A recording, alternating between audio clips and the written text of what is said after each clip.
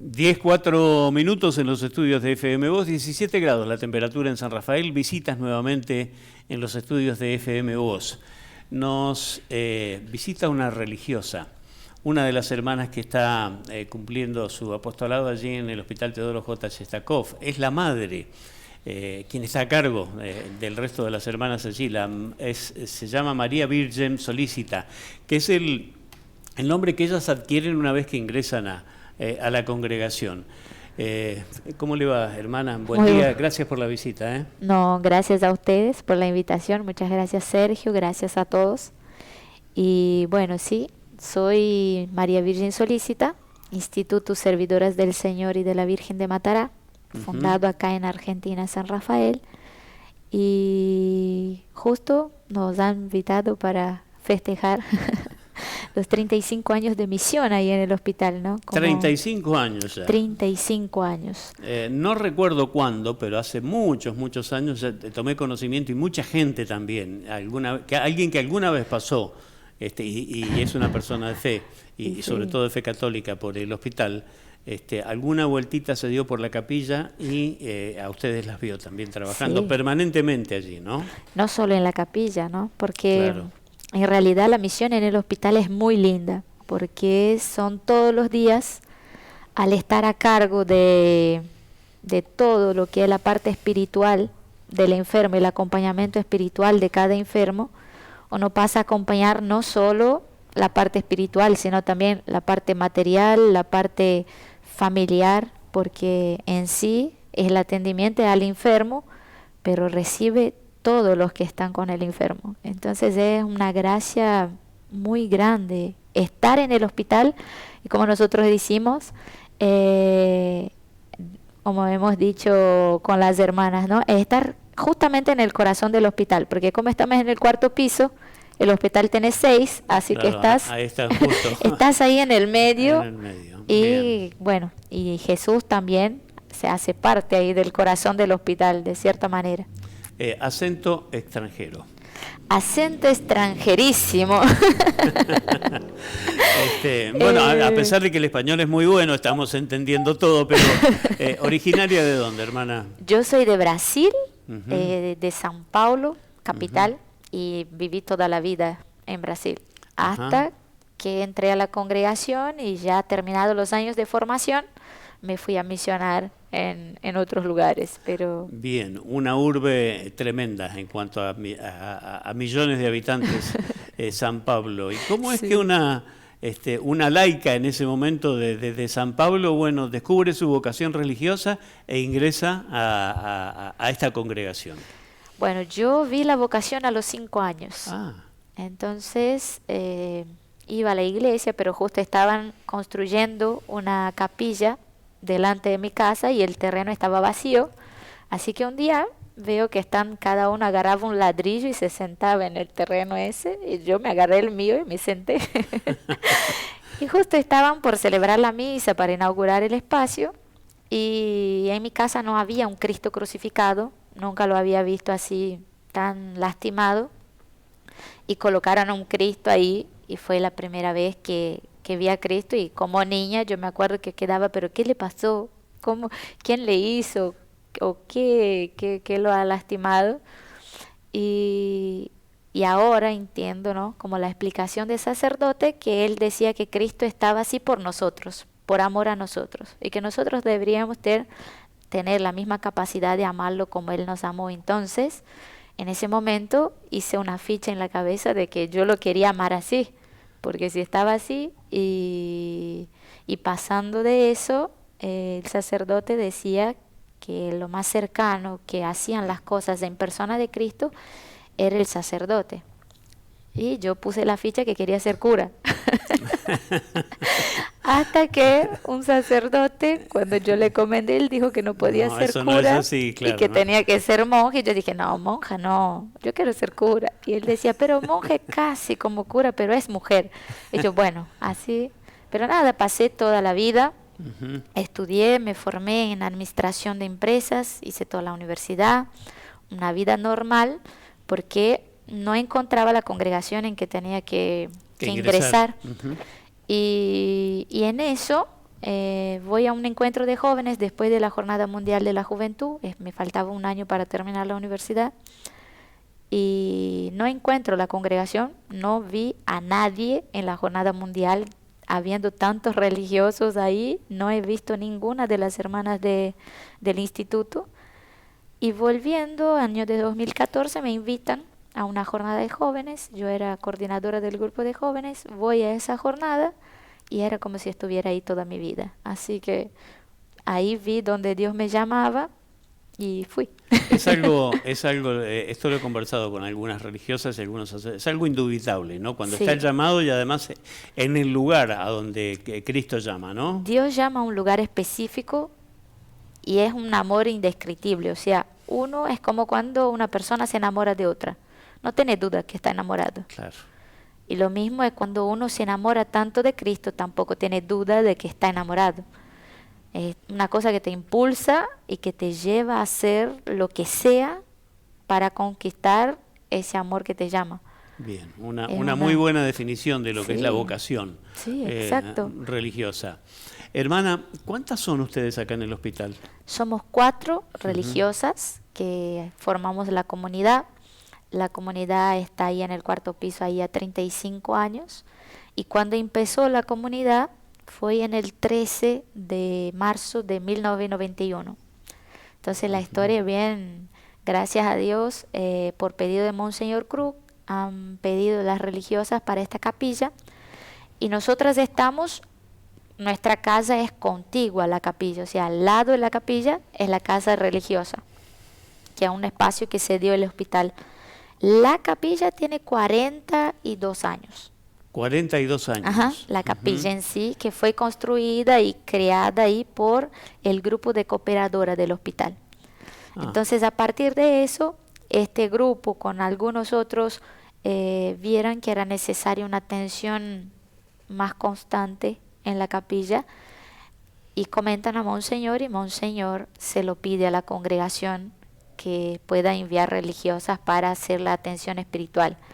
Y bueno, y pasado eso, en 1990 la hermana llega con una carta en ese entonces el director era el doctor Duvernay, sí, le presenta correcto. Y aceptan la atención espiritual de los enfermos y bueno, en 91 iniciamos la comunidad ahí. Bien. Entonces agradecer también en ese modo al doctor Garzús y a todo el personal del hospital que siempre ninguno de los dos ya está entre nosotros. Pero, sí, exacto, o sea, pero uno ve que de pequeñas cosas que uno hace, de obras en vista al bien común, cómo frutifica en años después, ¿no?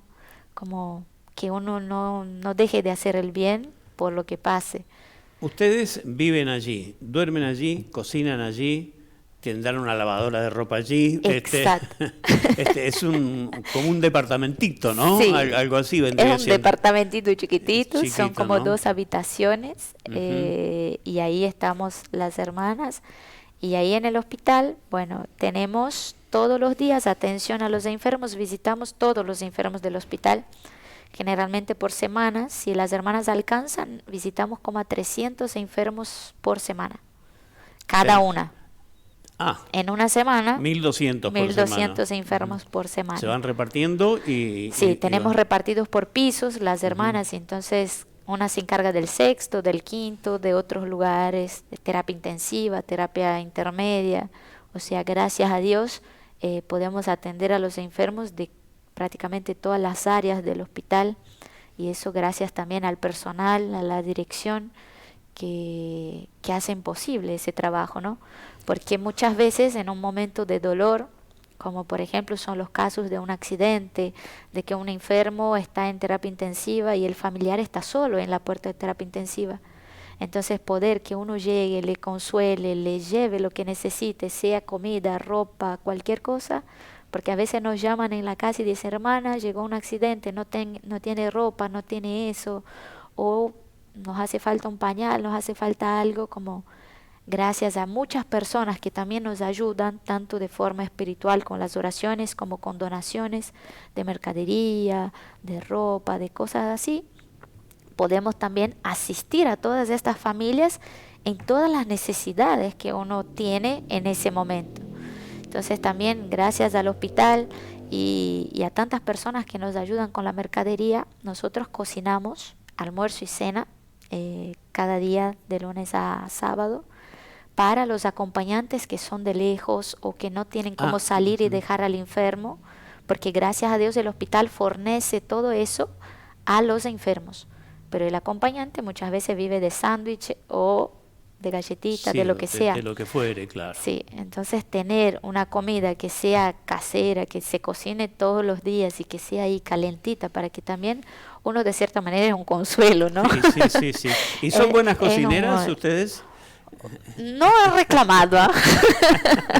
Suponemos que alcanzamos lo justo necesario, capaz. Cumplen con el estándar mínimo, al menos. Sí, ¿no? cualquier cosa le ponemos a Dios y a la Virgen para que cuando la cosa no sale así, ellos hagan que sepa como el maná, con el gusto que uno quiere.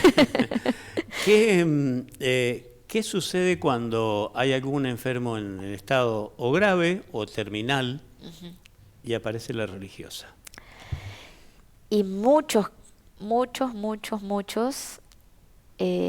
llegan en un estado de desesperanza, ¿no? Cuando uno llega en un estado que está en un tratamiento paliativo o que su familiar médicamente no le dan esperanzas de que siga una vida normal o que pueda hacer cosas, porque de repente de un accidente, de un ACV, la persona se queda inmóvil y necesita un poco más de cuidado.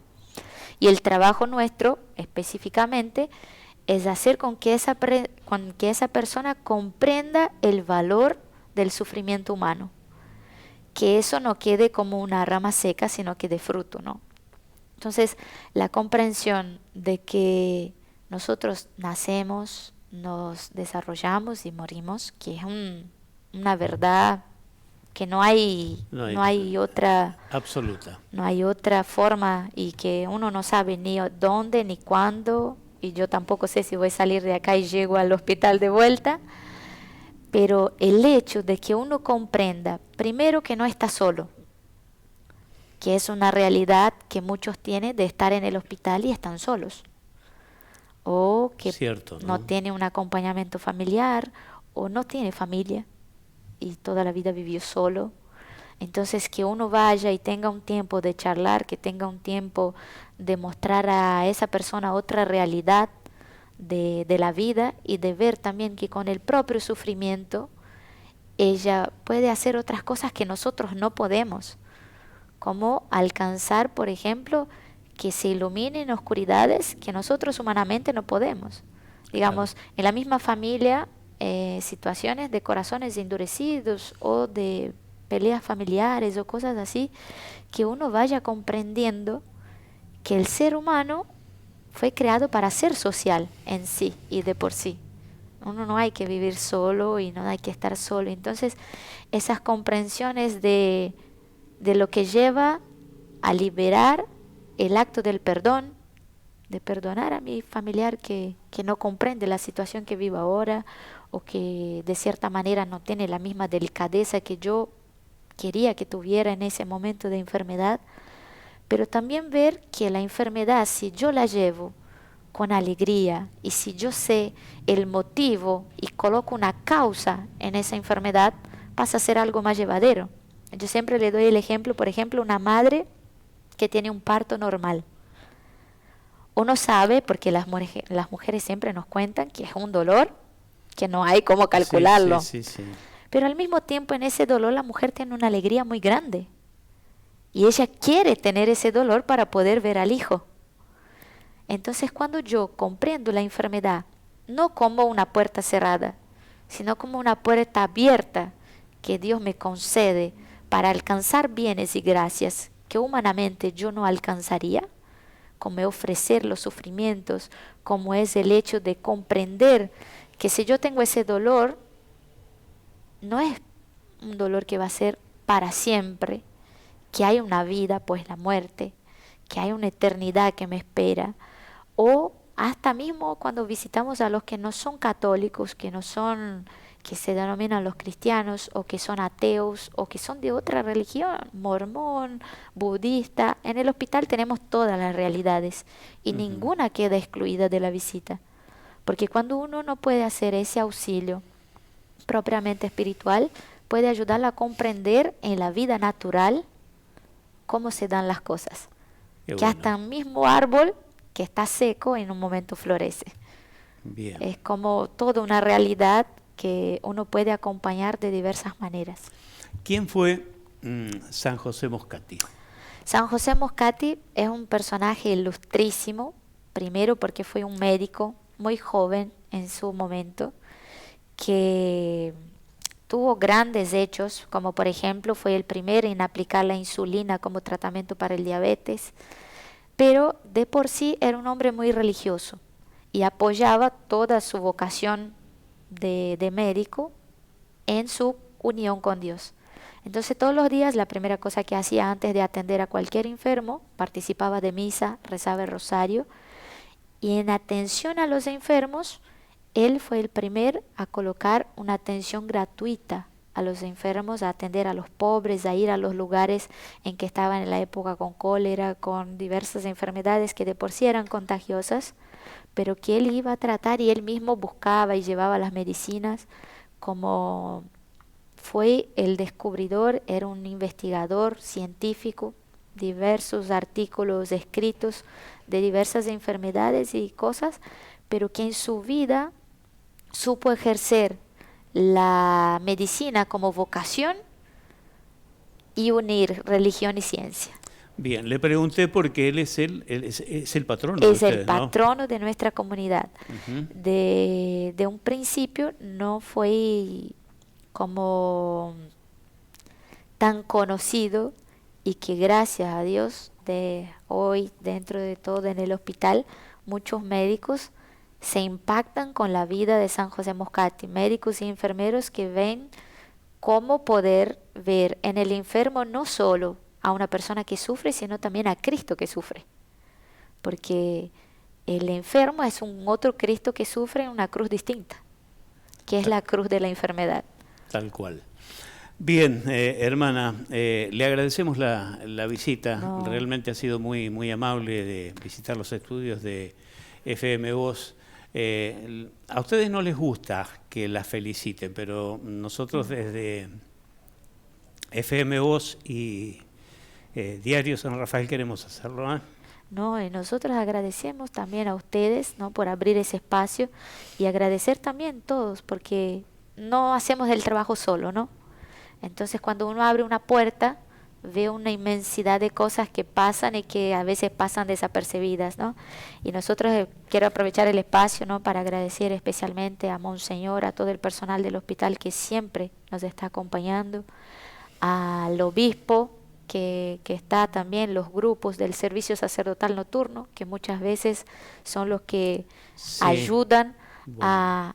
a estar acompañando al enfermo, no solo en cuerpo, sino también el alma del enfermo, llevando un sacerdote para atenderlo en los horarios de la noche, que generalmente no están los sacerdotes. Después a todos los grupos de personas que acompañan a nuestra labor evangelizadora, no solo de manera espiritual, sino que también material. Y agradecer a la congregación, a todos los miembros que nos ayudan en todas las necesidades. Y gracias de verdad a ese espacio y a todos los personales, especialmente a los primeros que fueran los que impulsaran toda esa labor. Bien, bueno, en su nombre la felicitación y el agradecimiento. Muchas gracias, a todas las Sergio. hermanas que pasaron por allí, por ese lugar. Gracias por habernos visitado, ¿eh? Ha No, sido muy amable. agradecida yo. Bien, nos ha visitado la hermana María Virgen Solícita, Virgen porque ella es brasileña y nacida en San Pablo. Bueno, contó su historia aquí y también todo parte de todo este tremendo apostolado que realizan allí en el Hospital Teodoro J.